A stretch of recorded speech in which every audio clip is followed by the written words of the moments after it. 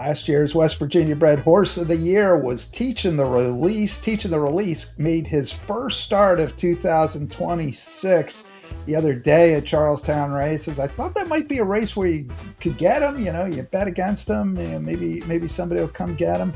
Boy, was I wrong. He was very, very good. He came back seemingly almost at the level that he left at the end of last year, where he was absolutely destroying the fields in the Sam Huff West Virginia Breeders' Classic and then in the Randy Funkhauser Memorial. So Teachintherelease looks to be all the way back. They're aiming for a Frank Gall Stakes three-peat on the undercard of the Charlestown Classic coming up August 28th. His trainer is going to join us. His trainer is Stephen Murdock. He trains Teachintherelease for Robert Klesaris Jr. And I got to be honest, I didn't know Stephen Murdock's story even a little bit before this podcast. Got a really interesting story. I think you'll enjoy it. He's coming up in a minute with Ted Black. Down the road a piece, I'm going to talk with Paul Espinosa. We'll talk a little bit about Teachintherelease. We'll talk about the Sylvia Bishop Memorial that took place a couple Saturdays ago. Then we'll look ahead to Charlestown Classic night and talk about some of the horses we might be expecting to see on the biggest night in West Virginia racing at Charlestown. My name's Frank Vespi. You are listening to or watching Midlantic Racing Today, powered by the Racing Biz, theracingbiz.com. Today's episode is Charlestown Races Today, and it's presented by our friends at Hollywood Casino at Charlestown Races. Here are Ted Black and trainer Stephen Murdock. How you doing this afternoon, Stephen? I'm doing okay. And yourself, Ted? Good. Thank you. Good. Thanks for joining us today. Obviously, kind of a whirlwind last few years for you as far as training goes, Stephen. You get your first winner in 2021, and then a couple years later, you got the West Virginia bred Horse of the Year and Teachintherelease and for 2025. Talk about the kind of humble beginnings and just the rapid ascension to the success that you've had, Stephen. What's been the key?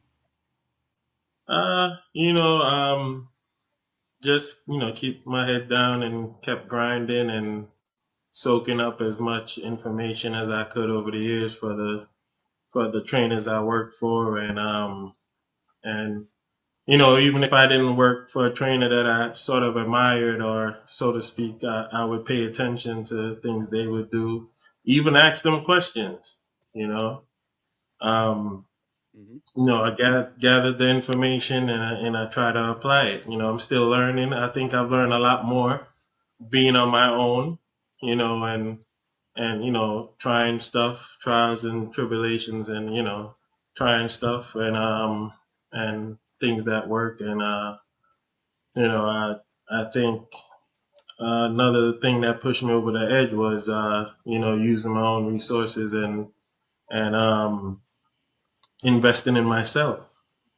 So the initial set of horses that I had, I actually owned them. I didn't have, this wad of money to use, but I tried to, make it count and, caught the attention of Mr. Cole, and the rest is, so to speak, history. Right. Before we get to Bobby and what he's been able to do for you, talk about some of the trainers you learned from, when you were first starting out, Stephen. What were some of the who were they, and what were some of the things they kind of tried to impart on you that helped you when you got on your own? Right. One of my first major jobs was working for Alan Iwinsky at Belmont Park. I was his foreman. Learned a lot there. Alan is a true horseman, and he would always speak about what he learned from Jack Van Berg. That's who he came up under, and he would tell me all the stories about Mr. Van Berg shoeing his own horses and stuff, and doing a lot of work that nowadays you have a specialist for. So I would say a good amount of knowledge was passed down from Alan, and I kind of soaked up some of that also. I worked for John Campo Jr. At Aqueduct. I worked with Gary Contessa at Saratoga for a while. One of my initial times going to Saratoga, I worked for him, hot walker and groom. Um, and I think things starting to get real serious, and I started to gain more responsibility working for Rudy Rodriguez. Because that's when I was responsible for the shed row when he wasn't there, and I think that's when I really started to take everything seriously and know that I, I I may have a possibility of one day having my own, you know, and yeah, Rudy definitely taught me a lot, and throughout this whole segment of even though you're working for someone, you still have friends. Your friends work with other trainers. You somehow get in the circle with them, and it was always about horse racing for me. I would ask questions, and I never forget a blacksmith one time. His name is Jerry Gray, and he came up under Dickie Dutrow, the father, right? Sure. And they were in New York, and now he tried the training thing for a while, won a couple of races, but the obvious, the hardship of the game and finances, he opted to have a more secure job being a blacksmith, and he was pretty good at it. And he would always say to me, he said, you know, I don't know why I didn't think about that. And I said, what? He said, every time you come to me, you're asking a question, and then you're asking about this trainer and this owner. And the first thing I would say is, how did they get started? How did that owner make their money and was able to put it in the game? And how did this trainer, who did he learn from? What did he learn and everything? And he said back then guys were just in awe of people with their resources and just seeing someone, the end result of someone, and not trying to figure out what step did they take to get there, how did they get there. So I was always intrigued of the process and the journey, and try to figure out ways to apply it to myself. So yeah, since Rudy Rodriguez, my true horsemanship, I would say, from the ground up, came from a guy by the name of Philip Scott, right? Really. And I don't know if you're familiar with a horse by the name of King Swan, Yes. King of Yes. Aqueduct. All right, he was the groom for that horse when Dickie Dutro claimed from, I think the trainer's name is Richard Naminsky in New Hmm. York. Since then, Phil was always the groom, and he grew up around, uh, Rick Duttrow Jr., Anthony Duttrow, and Chip.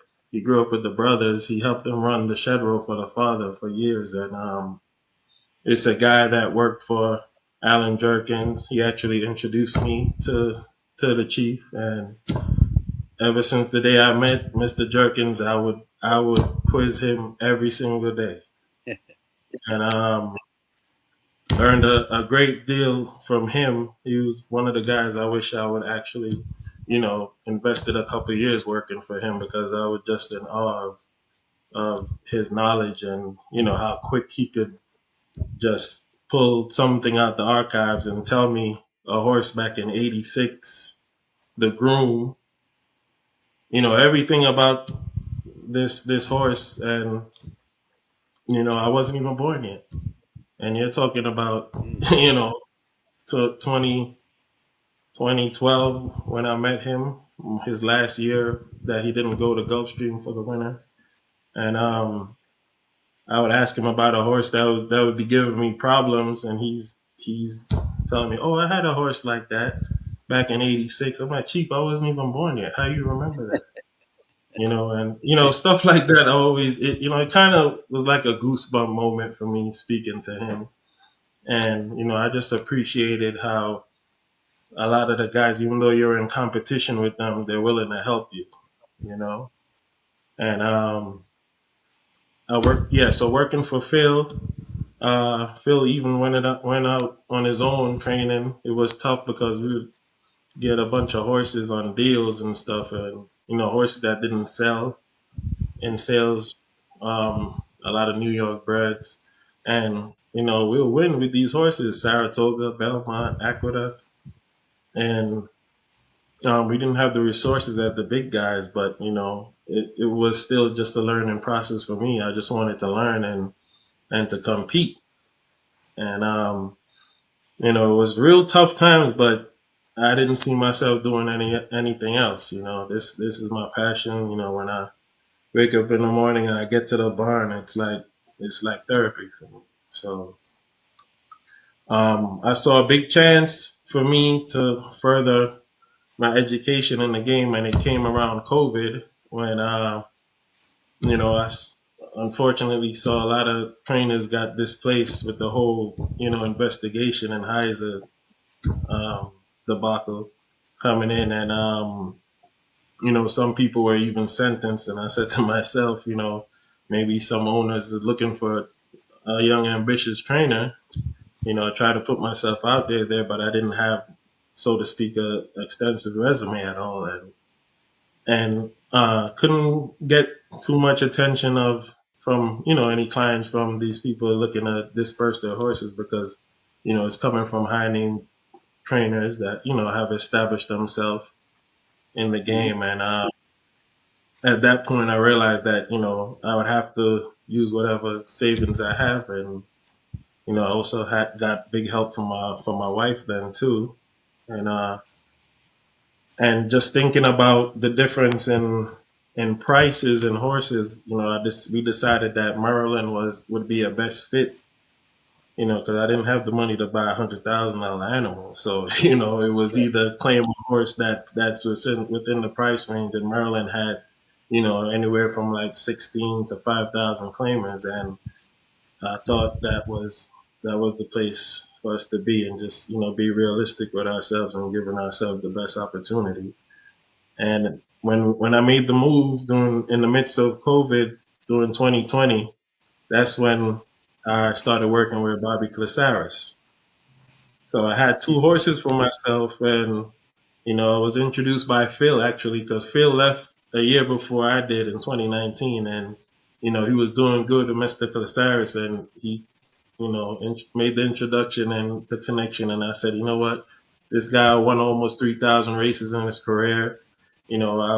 I met Steve on several occasions. Had a couple of words with these guys, but weren't really like friends where you would see or talk to them every day. It was just all business, so to speak. And met Mr. Klesaris, started working for him, eventually being his assistant. I was in his presence for 3 solid years until I made the move to Charlestown. And I think working for Robert Klesaris really put me over the edge, because I've said this before. I had all this information all over the place, and he helped me kind of bring it all together. Um, I've learned a lot of things, even on the business side, that I wasn't really privy to, and learn a lot about the sales, and most importantly, learning my horse's value and where to put them, how to enter them. Being well rounded of the condition book, which is extremely important in the game. A lot of races are won and lost at the condition book. You have to know your conditions and where you're gonna place horses, and it was paramount, learning that kind of information. Like, for instance, there's times where he would show me where a 10,000 claiming race was stronger than a 16,000, if you understand what I'm saying. And Sure. he Based on the had condition. ways, right? He had ways of valuing the race, and a lot of people will use buyer, and everyone have their own metric use, and he was big on the sheet raggers, Mm-hmm. and he taught me how to read that and understand that also. And it wasn't Bible for him, but it was good to incorporate it into your into your repertoire, and to use it and to get a gauge on quality of races, and not getting too caught up in the times, because every day, the racetrack plays differently. One day you might get a little sprinkle of rain, and 5,000 claimers are running 109 for 3/4, and you're wondering what's happening here. A person might get might get, a delusion of grandeur and thinking, "Oh, I got me an allowance horse here." Well, working with Bob, he would say, "Listen, don't get carried away. Track was fast. Let's see what the numbers come back, and you know, we get level headed again, and place the horses aggressively." So, it's a whole bunch of things. That's just one of the aspects. Um, and then I moved to Charlestown because connected with a friend of mine from New York who was actually a security guard at Belmont, and his dad always owned horses. So he was like, "Listen, if you're Hmm. interested, my dad has some horses, and you guys could partner up and even claim if you're going to Charlestown." So that's how I came to Charlestown. You know, going half on a couple of horses with this owner by the name of John Marcita, who really helped to get me going also. And I came here, uh, got settled in, won like the first 5 or 6 races between John and I, and and one Sunday I just got a text message and it said, "Hi, Robert Cole. Do you want to train for me?" And I just replied, "YES," and then that was it. And then he texted me, and we set up a time to speak over the phone, and then that's just how it was. And when we spoke, he said, "Listen, if I could make money or even break even, I'll ride with you. But if I'm losing money, I'm gone." And I laughed. We laughed on the phone, and I said, "You know what? I respect that. I respect that you're telling me, straightforward. So if the latter ends up happening, I wouldn't feel, any way, because it's business." And he told me what it was initially, and thank God we're still together in business. Still doing good. Teaching the release came back the other day, as you see. And yeah, that's kind of like my story in a nutshell. I'm sure I'm missing a lot of stuff, but if you ask, I could definitely go into the archives and try to dig some moments out that You're were listening to very Ted pivotal for Black me. And interviewing trainer Stephen Murdock yeah, on Midlantic Racing today. Well, obviously, you touched on one. Bobby Cole reaches out to you, and certainly an owner that everyone at Charlestown is familiar with, and Maryland as well. Certainly not afraid to play the claiming game. Has made some great claims in the past and seen horses go on to win stakes races, including a graded stakes. He had a Charlestown uh, uh, in sprinter a few years back named Out Casham. And then, of course, now comes along teaching a release and kind of a whirlwind moment for you. What was it like when he kind of entrusted you to go get him, and then you kind of turned his career around on top of that, Stephen? well, the thing about this too, and it's funny to say this because as an owner, um, me being a trainer, we know the job that comes along with it is it comes along with the actual practical care of taking care of the horses and whatnot. But there's another side to it. There's a side that is the racing form and understanding the past performances and the metrics of the horses. And he is very good when it comes to that.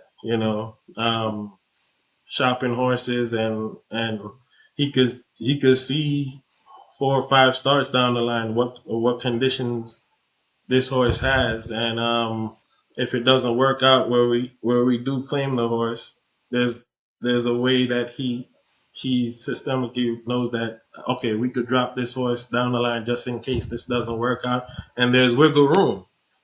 If there's room to improve, all the better. But if he thinks that, listen, this is not working out, we have a safe spot. The horses are not out of the conditions, and he likes a lot of speed. Right. Well, majority of the horses he looks for has to have speed, and that's a bunch of stuff that I picked up from him.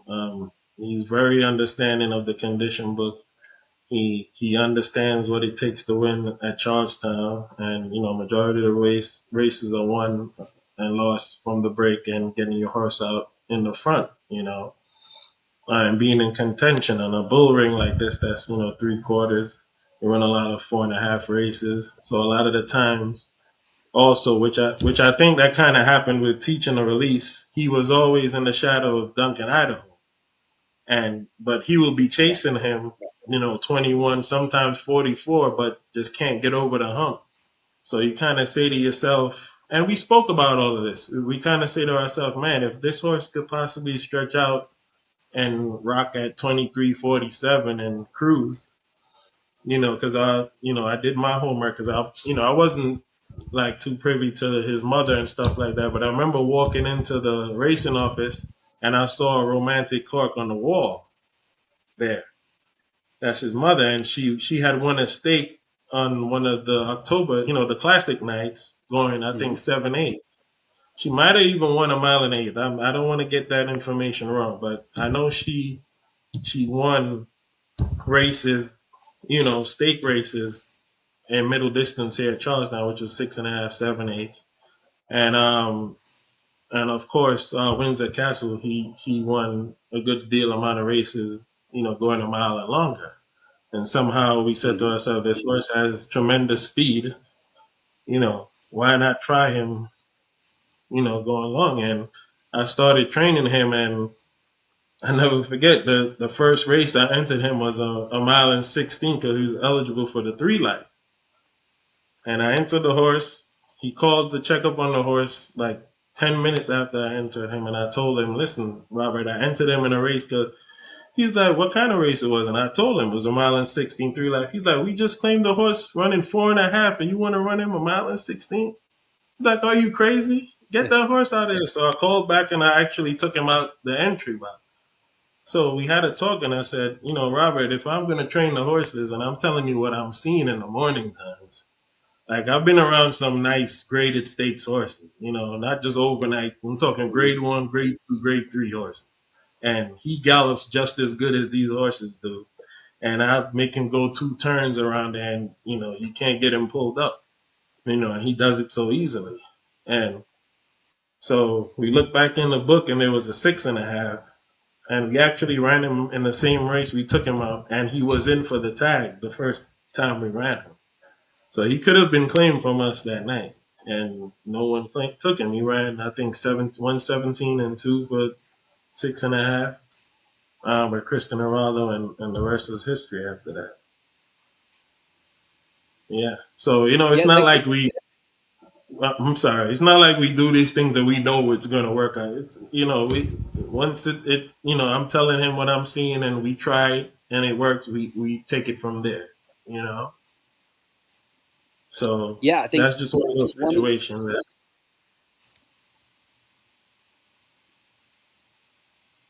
Yeah, what are you trying to say? Yeah, 2024, I think second or third start you have him, he wins the Gall. He runs second in the Onion Juice. And then even at that point, maybe you kind of knew what you had, but then 2025 was really the breakout year for him. But, how good was he the tail end of 2024? You win the Gall, which, of course, you're seeking a 3-peat in that this year. Second in the Onion Juice. And then, then you start to know what you have going into 2025. So, how important were those first couple of races for him? Like you mentioned, the allowance race, but then right away you win the Frank Gall with him. Right. Yeah. He ran, and Cole is a big buyer guy. He ran like a 90-something buyer the first time, and he pretty much knows what type of buyers you need for claiming allowance races versus stake races in West Virginia bred competition.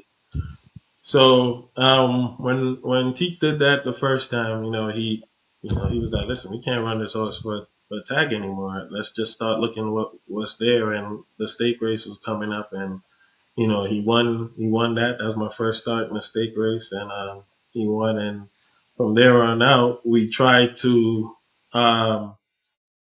gear him towards the classic on a mile and an eighth. So we ran him in a mile and a 16th race in between then, and it didn't work out because, we also tried to raid him the day, and, he didn't like that.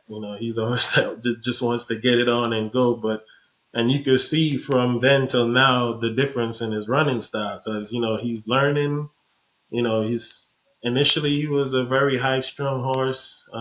Took me a while to get him to calm down and for him to understand that, because initially it was like a love hate relationship between him and I because, at this time I'm grooming all the horses myself, and it was weird. I had to gain his respect and his confidence in me because, he was a lot of nerves initially, and horses like that don't tend to rate well because they're also so hyped up and anxious and they just want to go. So when you take a hold of them, it's like a fight between the rider and the horse, and that 90% of the time that doesn't work out. So after a while, he started enjoying the training, and I could see it in him. He couldn't wait to go outside and get on the track. When I would pick his bridle up and the bit would be clanking next to each other, he starts screaming, and he can't even see me outside the stall. He's screaming to come get me, and just these little things that I saw and I appreciated, and along with the journey. And during that time, while we didn't decide to go, because I didn't want to leave it solely on that one race that he couldn't get the distance, because I was still confident in his training in the mornings that was telling me that this horse could run. And this is the thing about Mr. Cole, and I have to appreciate it too because he's always going to stick to what he knows works, right? And I can't knock him for that. So we already made the plan that, listen, he didn't run too good first time out. I didn't want to ride him off completely, but we know 6.5, 7, 8, and at the time, his brother, Jibba with a Twist, was running like really tremendously well. And I think at that time we decided we don't need to see him on the big night like that. Let's try to secure a race like the Onion Juice, where all the big hitters are gonna go for the big money. And we tried our shot in Onion Juice, no change, came and ran us down. It wasn't a disgrace. He just got beat. I appreciated the effort, and actually he grew tremendously from that race. You know, he fought off a lot of speed early, and then he kept going. He tried, and I kind of started training him a little differently after that. I wasn't like going out there and just having him doing all this heavy lifting. So he's an extremely talented horse. He's one that I train totally different from every other horse. Once he's fit, there's nothing more that I do with him. Even last year, just to kind of like uh, drift a little from the conversation. After I trained him up to his second race, which he won, I think he beat. You think it's funny as some that gray horse that McKee used to have. I never worked him for the rest of the year after that. I just Really? regularly trained him, and that's how he performed because he's just a natural athlete.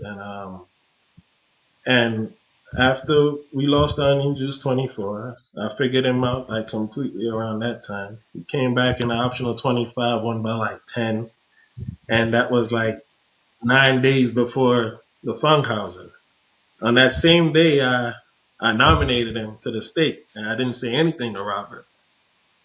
So the horse ran big, and we're walking out the circle, and he goes, "Man, we should have nominated this horse because look how big you are." I said, "Boss, I did." He's like, "You did?" I was like, "Yeah, I did. It doesn't cost us anything to nominate. Why not nominate?" And he's like, "What do you think?" I was like, "Let me just watch him the next 3 to 4 days and see how he is, and then we'll make our decision next week."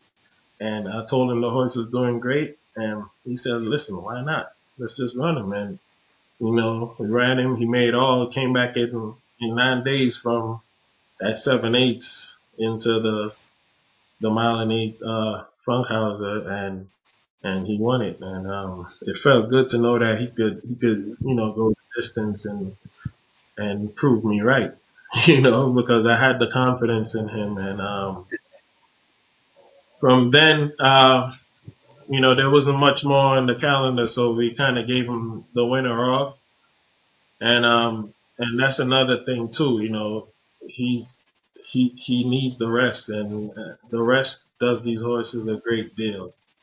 And what made me know he was a true athlete, when I gave him the winter off, I walked him on the farm for like 3 months. Didn't do anything with him. Just took him from the stall to the exercise that we have there. He jump around and kick and get all his energy out. And I had a horse I was running all winter, right?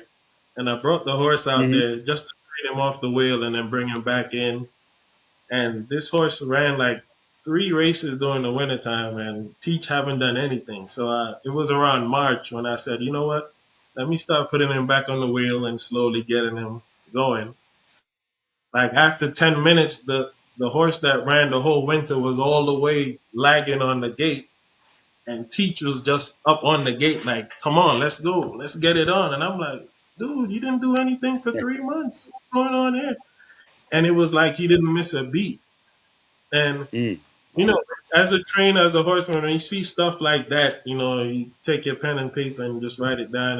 And it shows you that, there's a big separation between horses and class, certain type of class. And some of these horses are just true athletes, you know. And then like if we gave him the break and it was well needed. He came back last year, had a tremendous year.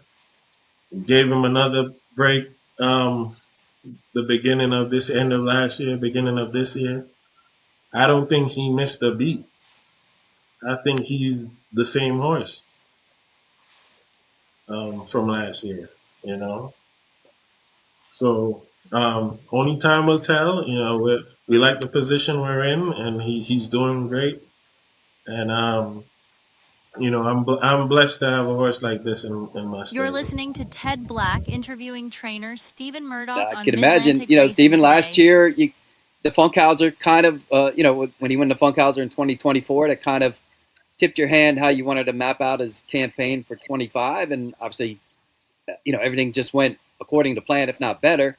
And then this year, I imagine, like we talked, kind of the same game plan, right? I mean, you had the nice setup race the other night off the layoff. You got the Gall, you got the Breeders' Classic, you got the Funkhauser, maybe another shot in Maryland. You can pretty much stick to the same script. Hopefully, everything for him will hit the same cylinders. But what's it like for you, knowing you can pretty much follow the same script for 2026 that he had that succeeded for him in 2025, Stephen?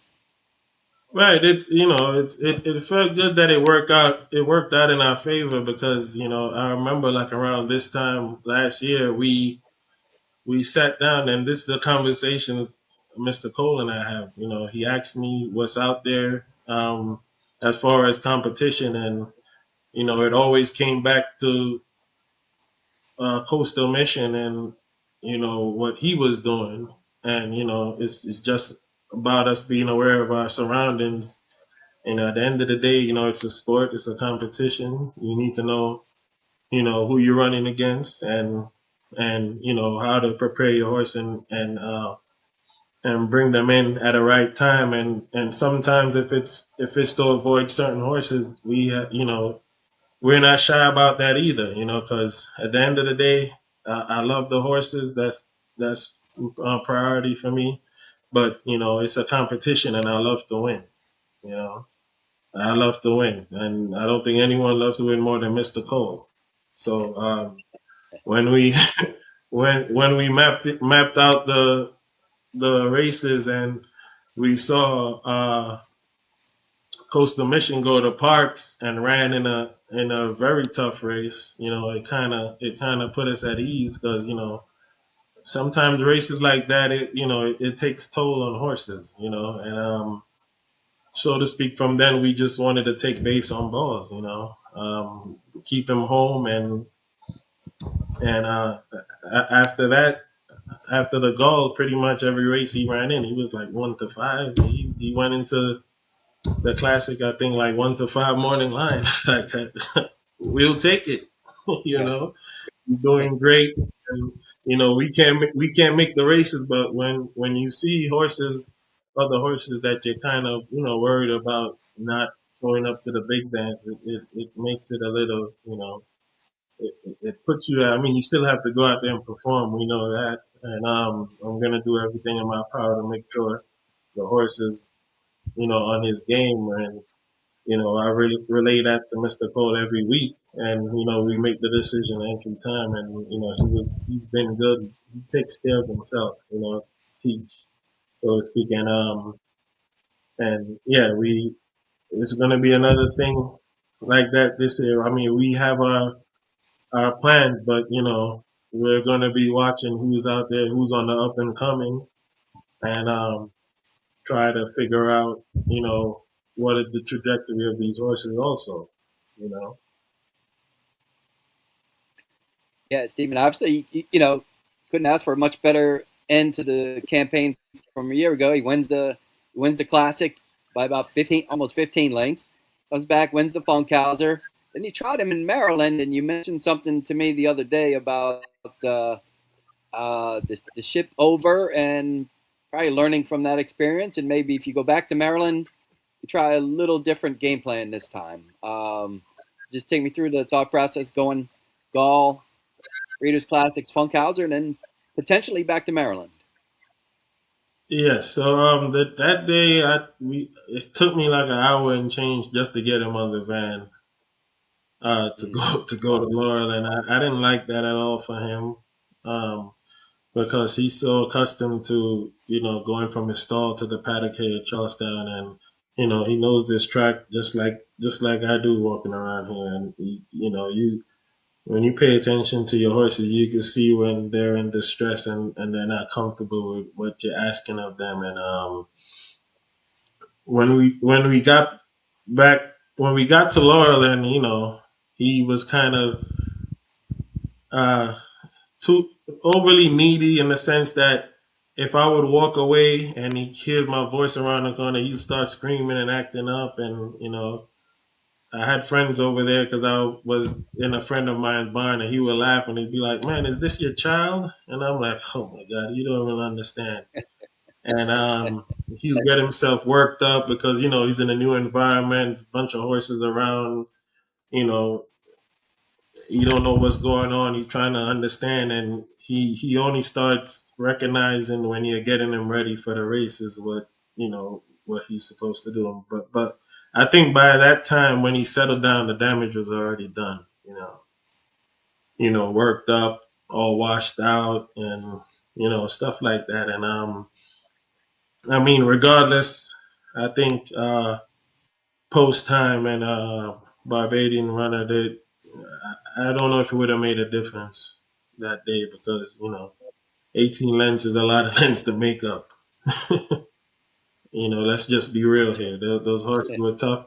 I mean, at the end of the day, I still love to see my horse perform better, where I'm satisfied and know that he tried his all.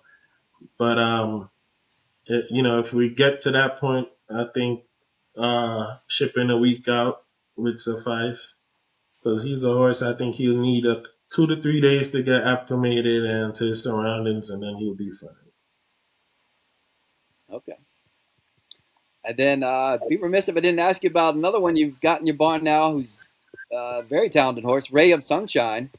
Yes. How did that come to fruition? What was it like seeing him pick off a couple of races since you've got him?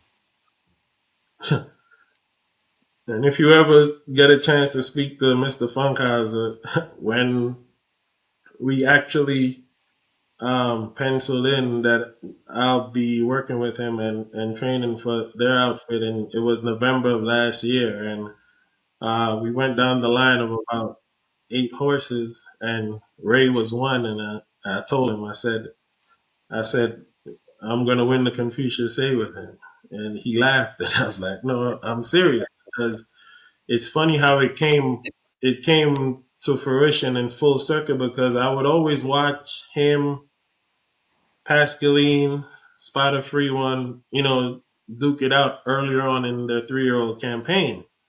And I said to myself, you know what? I'd love to have a horse like Ray of Sunshine because, he's a hard knocker. He has speed and everything. And then,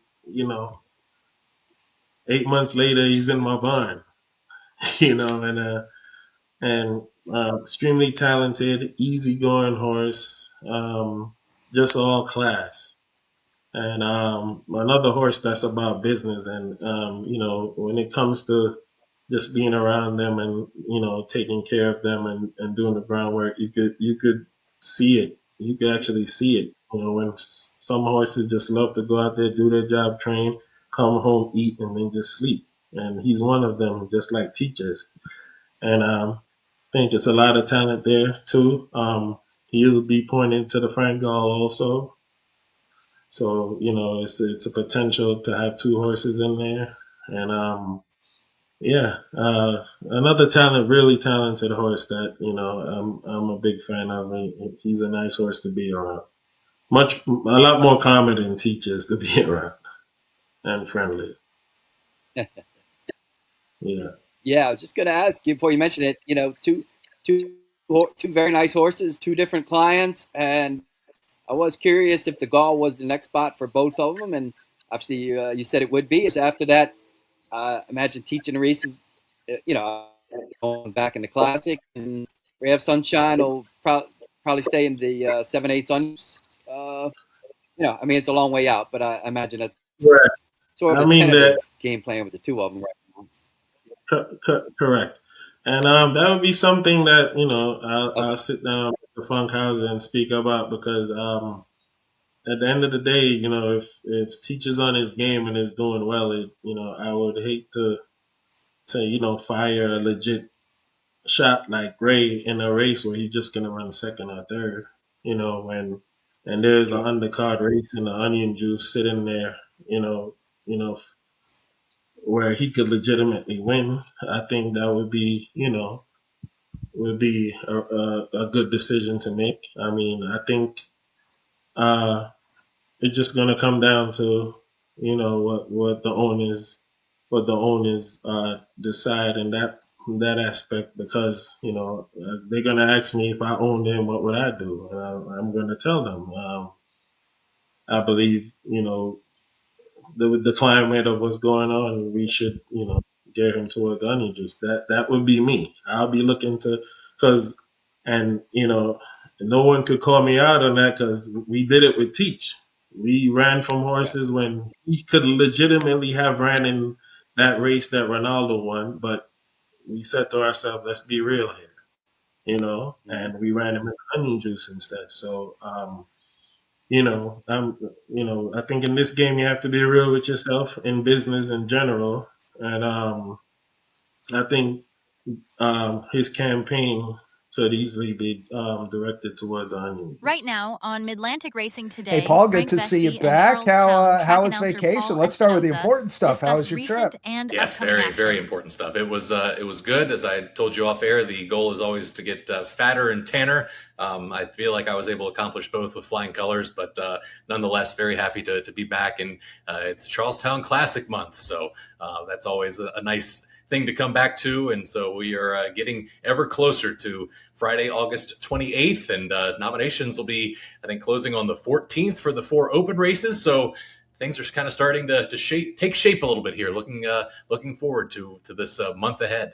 Yeah, a lot of things on the calendar. We'll talk about the Classic in a minute, but one thing that happened while you were not here, last year's West Virginia Bred Horse of the Year came back, Teachintherelease. I thought this might be the race to get him, and boy, was I wrong. Well, and I will say this, because this was one of the few races, hand up here, not great to admit, but this was one of the few races that I did watch last week. I, for the most part, kind of tried to unplug the best I could, but I was curious for sure to see what we were going to see. Again, showdown with Juba with the Twist, who, I will say this, I'm with you. If you were going to get Teachintherelease, I think that was the start you were supposed to get him in. But I'm still I was stunned to see that, I guess, the CAWs, they must have taken a bath on Juba with a Twist, because how does he go off favored? Just the the He goes off recency edge. on in there. Yeah, that was nuts. I couldn't believe it. I'm like, oh my gosh, it's that was again because Teachintherelease. I mean, what has he been? He's been 1-9 for his last 8 starts against West Virginia Breds. I don't know. That's definitely exaggerating, but nonetheless, I mean, it was he came back and looks like he hadn't really lost a step. So bad news for the rest of the division because it looks like he is back and he means business again this year. Yeah, they're aiming at the Gall, looking for a three-peat at the Gall on Classic night. I think he thinks Murdock, and I'm sure Bob Cole think he's not a Charlestown Classic kind of horse, and I think that's probably right. But he's a really good horse against West Virginia breds, and he certainly impressed coming back. A race that happened while you were still here, but we didn't get a chance to talk about it.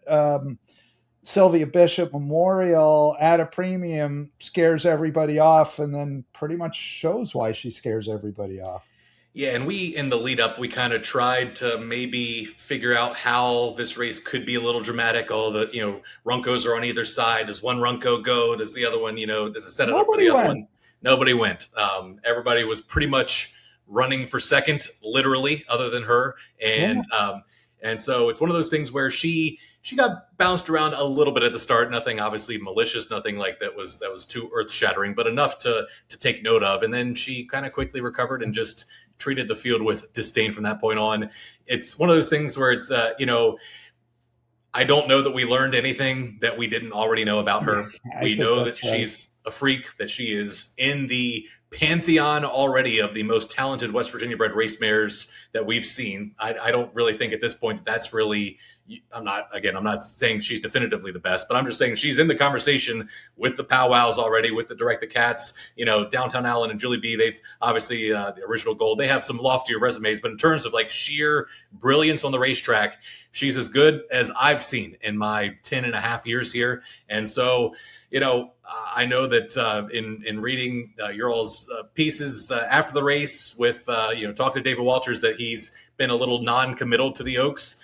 I just, quite frankly, refuse to believe that she's not going to be in that race. The same with Ryan's Run in the Hilton. And again, she's not my horse, but just the, being able to run here, knowing that you are going to be one of the favorites.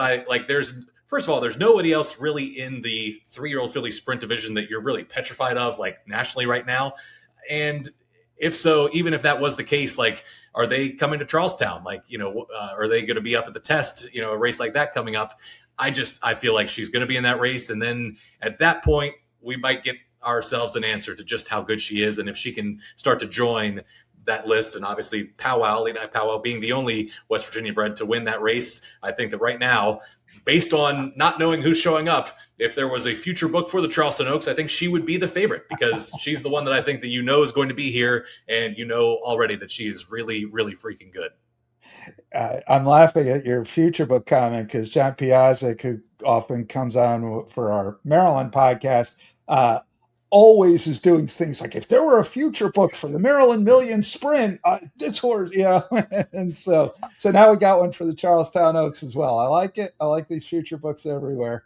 You can tell you're talking to a degenerate here, obviously. And I just remember back in my local TV days, and I was sports department at now the defunct WHAG, and I would be the guy that would in the department I would set the lines for what these high school games, not for actual action, but I'd be the one that was like, okay, Martinsburg, they're going to be about 42.5 against Jefferson, and you just it's just unfortunately that's just how my degenerate brain works, but yeah, that's it. Sure would be fun at some point. I'm sure at this day and age, there's probably some way to get early action on the Charleston Oaks that I just don't know about. But anyway, we can dream at least for. We can investigate that. Maybe you do something like a prediction market. Will this horse be in the Charlestown Oaks?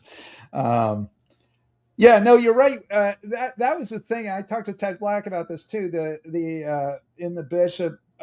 I thought, I think you and I had talked about it as well. I thought maybe the one Runco would send from the rail because she had speed, and they just didn't. And I was just sort of mystified, honestly. I was like, what are we doing here? If you're going to let her go to the lead by herself, she will win. There's no chance of a different outcome here. And that's kind of once she kind of barged in between a little bit of a tight spot leaving the gate. That was that. That was very anticlimactic, and the sin that I told you that I committed in the Ryan's Run call. Guess what I did again for that race? Because it's like at that point, it's at that point, it's like, what else am I supposed to say? It's you gotta tease this story is over.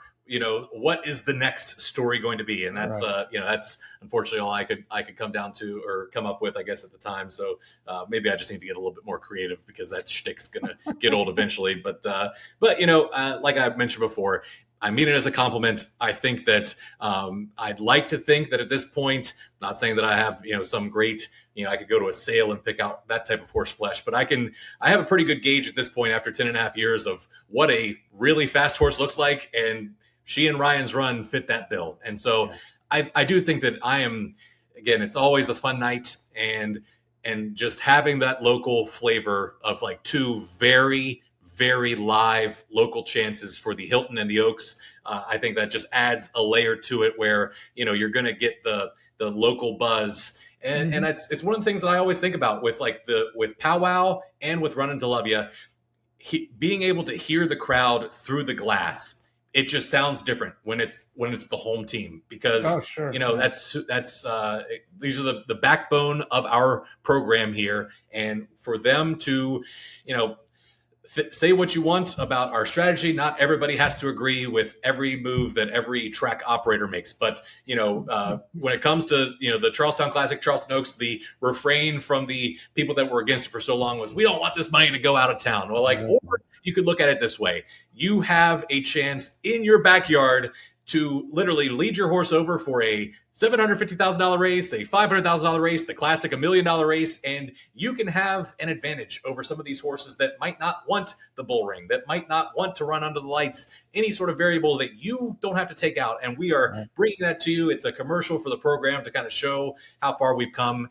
And like I said, you can disagree with me. I'm not saying you specifically, but anybody can disagree. But that's just kind of what we, what the thinking was. But between my old boss Eric, my current boss Charlie McIntosh, Eric Zimney was he who shall not be named. But yeah, that was the line of thinking, and it's just awesome. It truly is awesome to see the hometown horses get a chance to show that they belong on the big stage. And I think that we have two this year that really do, in Ryan's Run and at a premium. And I'm really looking forward to it. Yeah. No, definitely hoping that they show up in those big races, and everything we've seen from them at Charlestown says they belong. So it'd be great to see. And I'm with you, by the way, not that it matters one way or another, I suppose, but horsemen always want to keep all the money in town, and I understand that. But to me, the whole point of a stakes program, leaving aside the state-bred stakes, which are sort of their own animal, the open stakes program should be about building the business. It's not just a different way to funnel money onto the backside. It should be about building the business, and that's what the Classic, the Oaks. That's the approach you guys have taken. You don't have a lot of open stakes money. You could run a bunch of $100,000 stakes and no one would care. Or you could put a bunch of money into a handful of races and have an $8 million day, which is what you do. And that approach makes a lot of sense to me. And I think, having talked with Eric about it, it was really the linchpin of the strategy to grow handle all year round, which puts more money back in the horsemen's pockets through the purse account.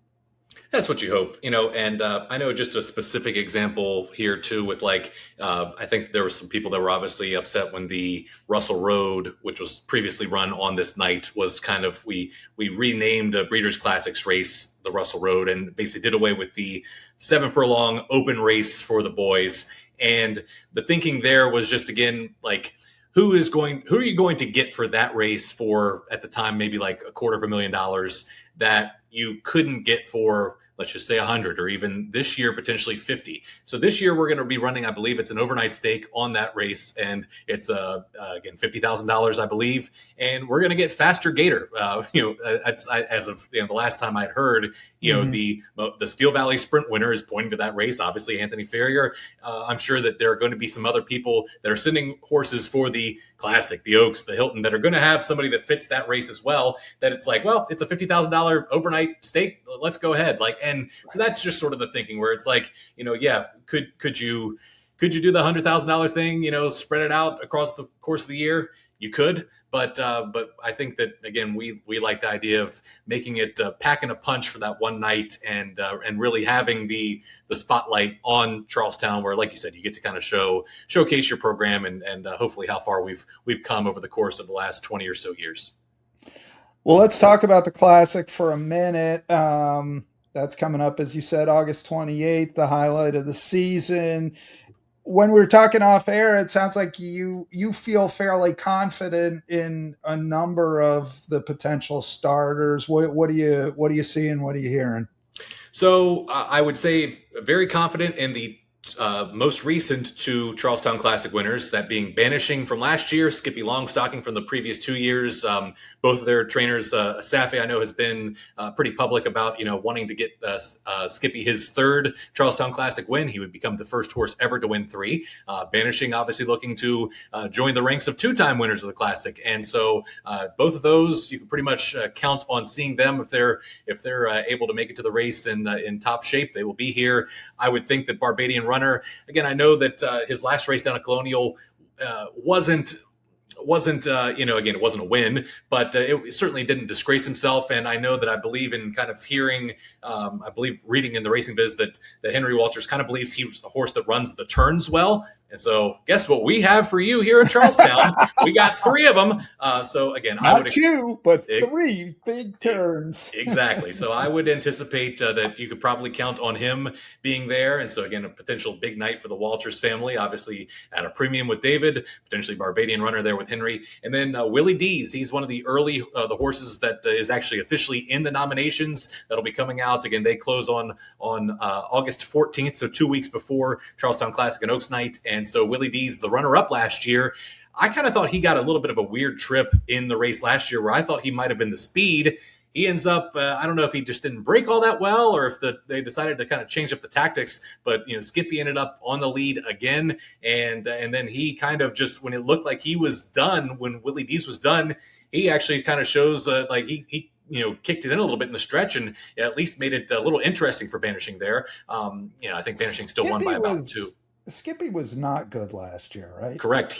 That was the race that supposedly he came out of it with the thumps. I definitely don't claim to be, an expert in horse health exactly, but I feel like I've heard it described as like the horse hiccups. I don't know if that's like it's some sort of electrolyte imbalance type of thing. And so Skippy was no bueno. He basically was kind of done by the time they hit the far turn. And so Banishing, he made this like big move on the backstretch, and he was very good.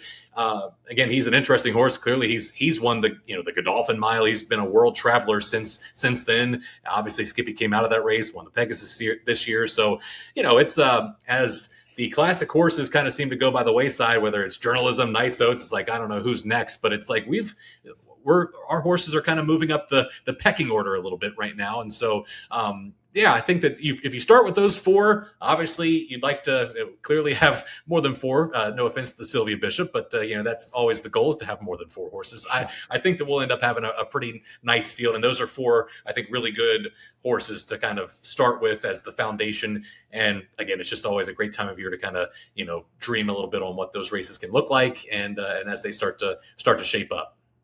Yeah, Barbadian Runner, who you mentioned, he's lost twice this year, and it was the same race both times. It was a horse got loose on a very slow lead and then had enough to hold them off. Obviously, this one a little bit different, but they went, I think, 25 for the opening quarter, and Colonial Downs is a lightning fast racetrack. So if you're going 25 for the opening quarter at Colonial Downs, that's like, walking backwards. I mean, it couldn't be slower. And so I don't know that he was ever going to have a shot to win, and he barely lost. So, right, yeah. I certainly, if I were Henry Walters, I wouldn't take anything negative out of that. And you'd assume that a race like the Classic is going to have a little more pace to it.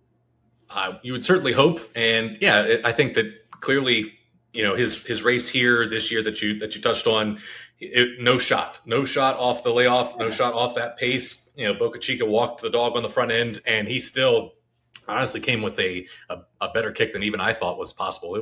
He was motoring there, yeah, exactly. And so I will just say personally, and again, I don't know enough about Barbados yet as a stallion. I will just say that I don't think of him as a real route stallion, and I feel like personally that Barbadian Runner probably seems like a little bit more of a mile type horse.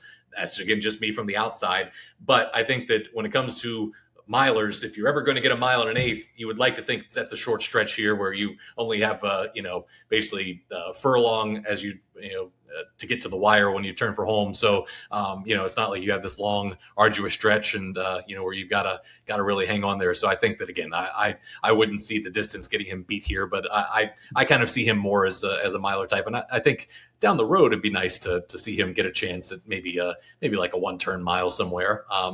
That maybe he could do something with that. But I think he's an exciting horse, and this is like an inside baseball type of comment, but we clearly want our horses that run in our races, wherever they finish in those non-graded or those non-state bred races, the open stakes, we want them to do well. We want them to go off and perform well in graded stakes races so that we can hopefully get our races graded or improve their grade. Obviously, that's how we got the Classic and the Oaks up to grade 2.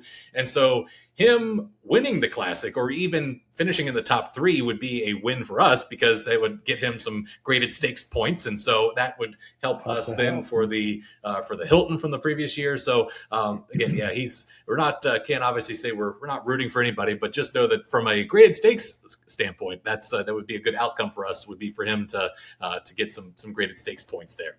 Yes, and he's knocking on the door of $1 million in earnings. So if he comes to the Classic and basically gets any part of the purse, he'll go over. So, and that's going to be. You were the source for me with service. Well, no, with Services filly. Is Irish Maxima.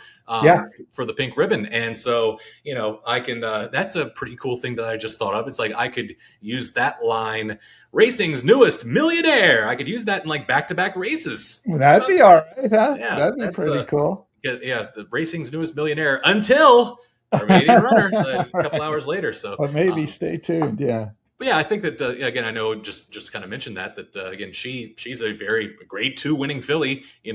We've had some good success. I feel like the Hilton is like right on the grade 3 cusp. We've had some good horses come through there, and I feel like we've had some pretty good ones on the pink ribbon here recently. Obviously, we had Vava last year up against Mystic Lake. We've had Society in that race. We've had some nice fillies, and so again, getting a grade 2 winner in that race, non-graded, but for a nice $300,000 purse. She's a nice get, and obviously hometown boy, John Service. He's always well received. So yeah, it's should be a lot of fun. Yeah. No, they told me they were pointing to that, so we'll see. I mean, what they basically decided with Irish Maxima is, we got the grade 2 with her. She's not really a grade 1 horse, so now we're going to look and see.